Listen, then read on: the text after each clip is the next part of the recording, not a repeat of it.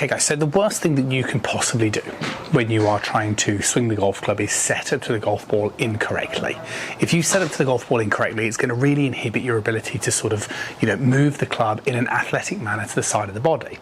And ultimately that's what we're after. Okay, regardless of your age, regardless of your range of motion. I'm not saying you're trying to mimic a professional in terms of club head speed and athleticism, but you're still trying to swing to the best of your capability.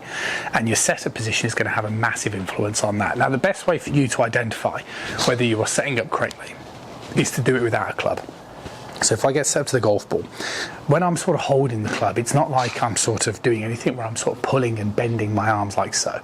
I'm always, can you see what I'm doing here? I'm pushing pressure down. Okay, so see the way I'm pushing my hands down. Now, this type of motion needs to materialize throughout the whole swing. So in my setup position, my hands are not just sort of standing there on the club like so. I'm straightening them. I feel like, imagine that if I was holding like a bar here of a significant weight, it's pulling my arms into position, like it's pulling them straight. Now, the reason why your trail arm won't be completely straight in the address position is because obviously the trail hand is located underneath the lead one. Okay, so that would create an element of bend. But what we don't want to do is kind of get into a posture where we feel like we've got to go excessive in terms of the bending over the ball or sitting back, and then feel like we're just sitting there with the club and we're not consciously pushing down in towards it. So that would be the first sort of tip. And then obviously once you can get this feeling of pushing down, this would be a good sort of drill to do. Put your hands and push them down towards the ground like so. And then as you swing back, you want to kind of get the feeling that as you take it back, your hands are pushing to the wall, and then your hands are pushing towards the target.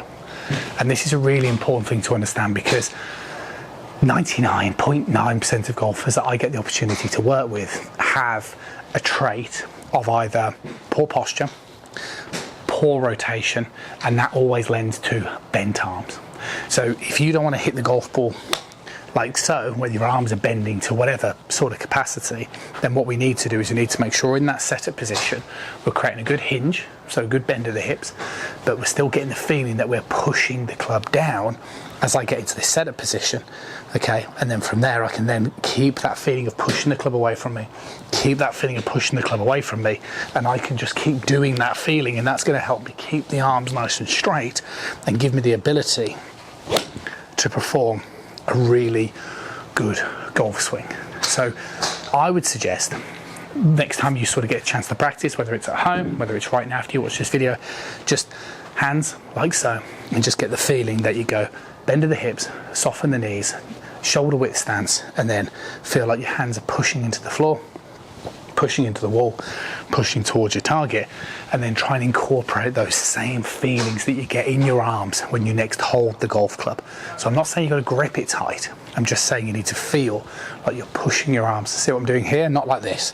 The amount of golfers I meet that's set up like so, instead of better bend, better arm position, see how much more athletic that looks, and that's now setting me up to a position where I know exactly what I'm trying to do in my hands and arms throughout the golf swing.